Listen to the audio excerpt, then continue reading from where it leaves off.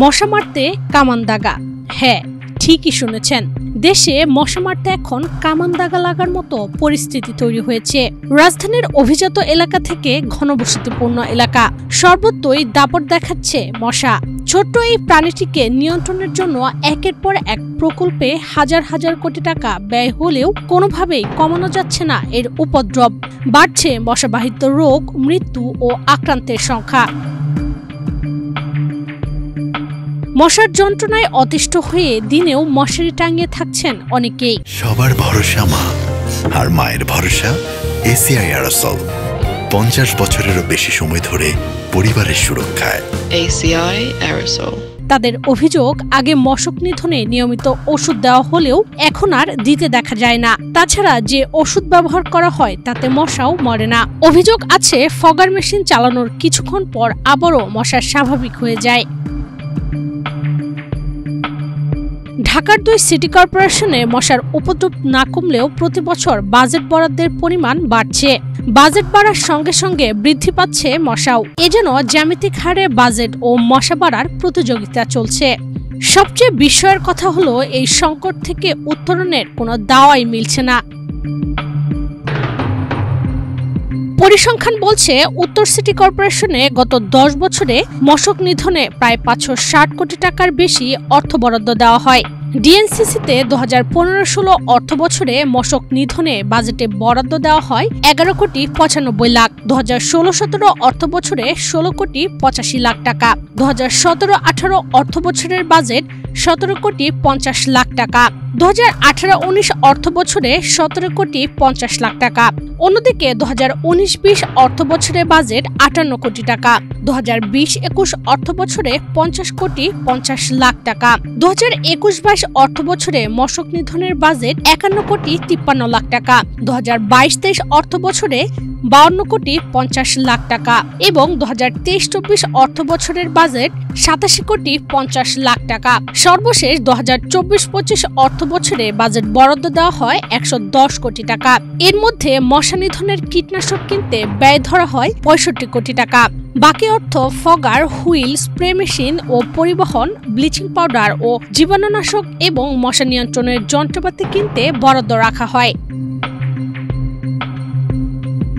অন্যদিকে ঢাকা দক্ষিণ সিটি কর্পোরেশনে 2015-16 অর্থ বছরে মশক নিধনের জন্য বাজেটে বরাদ্দ দেওয়া হয় 12 কোটি 50 লাখ টাকা। 2016-17 অর্থ বছরে 11 কোটি 50 লাখ টাকা।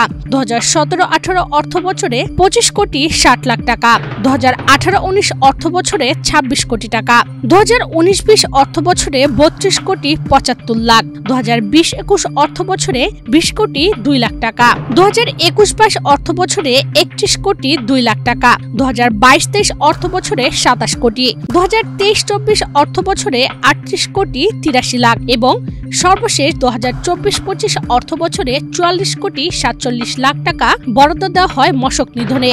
অর্থাৎ গত 10 বছরে দক্ষিণ সিটিতে প্রায় 270 কোটি টাকা মশক নিধনে বরাদ্দ দেওয়া হয়। মশা নিধনে ব্যবহৃত কীটনাশক কিনতেই তারা বরাদ্দ রাখে 40 কোটি টাকা। এছাড়া ফগার, হুইল, স্প্রে মেশিন ও পরিবহনে ব্যয় ধরে 3 কোটি 75 লাখ টাকা। পাশাপাশি ব্লিচিং পাউডার ও জীবাণুনাশক কিনতে বরাদ্দ রাখা হয় আরো অন্তত 50 লাখ টাকা। প্রতি বছর মশা মারতে বাজেট বাড়ায় ঢাকা উত্তর ও দক্ষিণ সিটি কর্পোরেশন। বাজেট বাড়লেও কমে না মশা, উল্টো এর উৎপাত প্রতি বছরই যেন বৃদ্ধি পাচ্ছে। এত অর্থ ব্যয় করা হলেও ফলাফল শূন্য বলে দাবি করছেন নগরবাসী। যদিও সিটি কর্পোরেশন থেকে মশা নিধনে বিভিন্ন পদক্ষেপের কথা জানানো হয়েছে। বছরের শুরু থেকেই ফগিং, ওষুধ ছড়ানো সহ বিভিন্ন কার্যক্রম পরিচালনা করা হয় বলে জানিয়েছেন ঢাকা দক্ষিণ সিটি কর্পোরেশনের প্রধান স্বাস্থ্য কর্মকর্তা। গত বছরের তুলনায় কিন্তু এই বছরে আমরা ডেঙ্গু অনেক কম পাচ্ছি।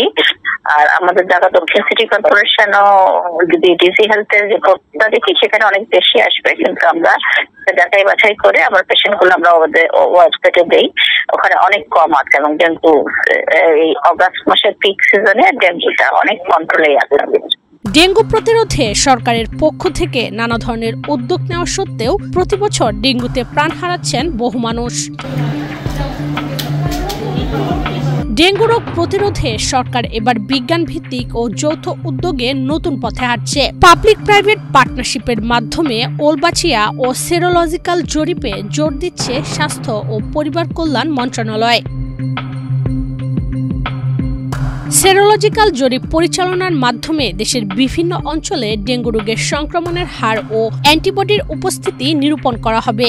রক্তের নমুনা বিশ্লেষণের মাধ্যমে জানা যাবে কারা পূর্বে আক্রান্ত হয়েছেন এবং কোন এলাকায় ঝুঁকি বেশি।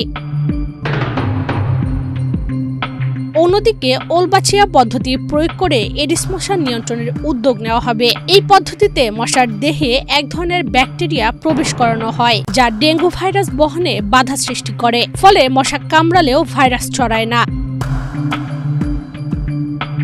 নগরবাসীকে মশার যন্ত্রণা থেকে মুক্তি দিতে গত 10 বছরে 2 সিটি কর্পোরেশনে বাজেট বরাদ্দ রেখেছিল 830 কোটি টাকা। কিন্তু এত টাকা খরচ করেও নগরবাসীকে মশার উপদ্রব থেকে রক্ষা করতে পারেনি সিটি কর্পোরেশন।